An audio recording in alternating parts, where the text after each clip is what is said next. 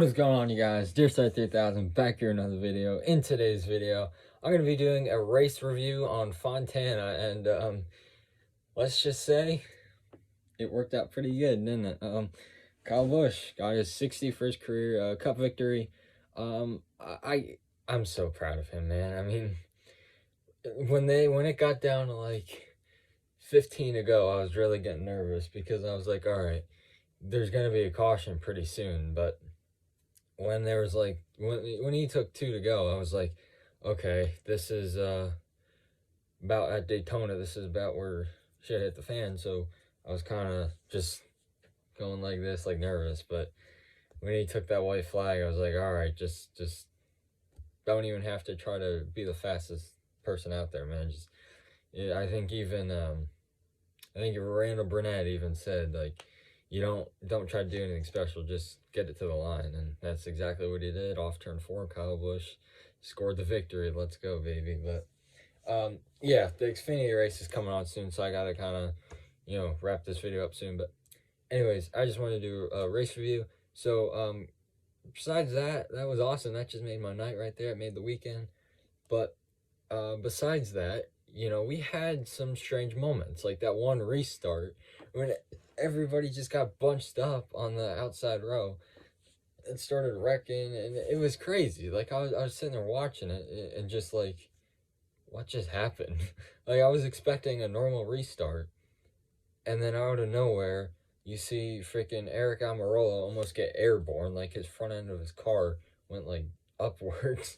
It's like his rear is like this. His rear was on the ground, but his front tires, and they got airborne a little bit. That could have been bad, but it's just crazy. I mean, I think Logano did it. I think Logano either didn't get to the gas right away, or maybe he lifted for some reason in the corner. I don't know. I mean, that was just weird. I don't know what happened, but we saw, and that's the thing, Kyle, he had the Kyle Busch. I know there's two Kyles, but Kyle Busch with the speeding penalty off on pit road. That, I don't know. I mean, that just proved he had the best car there, that he went from he went from dead last to got up there in the top 5, top 3, and within like 20-25 laps. So proud of him for that too. But the other Kyle Larson, he had some electrical issues under the hood in the engine, and it was not that late in the race. I think it was early stage 2, maybe early stage 2, when he not blew up, but when they fixed it, and then he got back out on the track and it just wasn't right. So then they just took it to the garage, started fixing it. That's when it was said that it was an electrical issue, and so they worked on that all he could, and he was making pace, but he just didn't have the car to, he was like 16 laps down, and he would have needed 16 cautions in order to even be on the lead lap.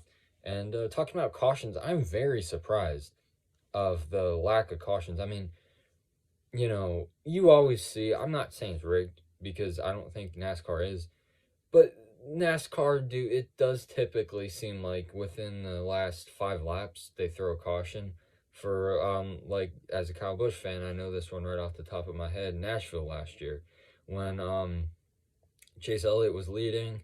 I don't know what place Kyle was in, I forget. I think he was up there in second. He was up there, like he had a shot to win. And so Elliott was leading. Somebody got into the wall, not hard at all. I think it was Kozlowski, or somebody just barely scraped the wall. And actually, no, never mind. Scratch that. I'm just confused right now. But so what happened was, I think somebody got into the wall pretty hard, like big damage. Should have been a caution, but Elliott was leading, no caution. But most of the time when Kyle Busch is leading, it seems like NASCAR throws the caution. So I was just nervous, man. I mean, I'm proud of him. I can't believe this. I mean, the 61 Cup wins.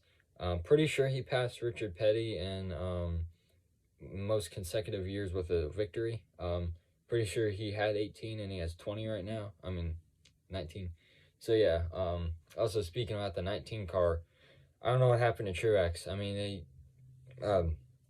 tire fell off there. I mean, all I saw was smoke coming out of the car, and my first thought was either motors blowing up, or tire you know, the tire was hitting the fender or something the tire wasn't on right, and I guess that was the case, as you saw the tire roll off and, you know, eventually fall off, and that tire was all damaged. You can tell it was definitely hit something up there in the fenders there. I don't know if tire.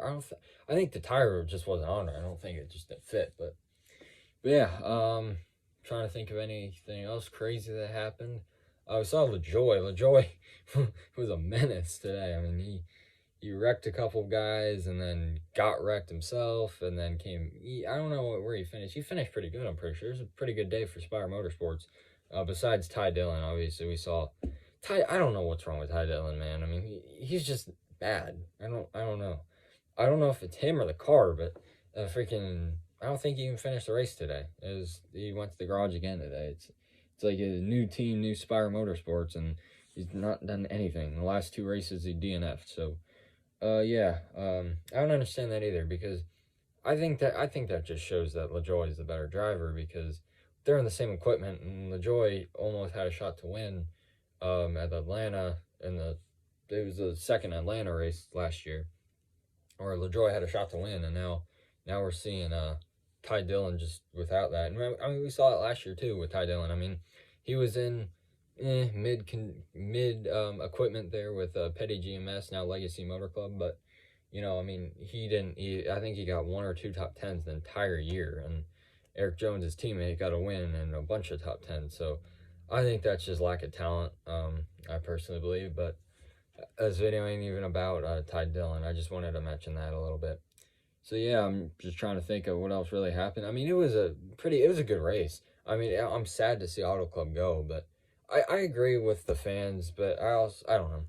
I agree with the fans that want a short track, because it's only been the past couple years that we've seen good racing at Auto Club at Fontana. You know, normally it was like very choo-choo train racing, you know, single file, not much happening, and then now we're seeing 5 wide, you know, going in a 1 and 2. It's like, Jesus, that's crazy. But yeah, with the short track, I understand it. But also, what I want to say was, it took that long for that speed. This speedway hasn't been paved since it was open.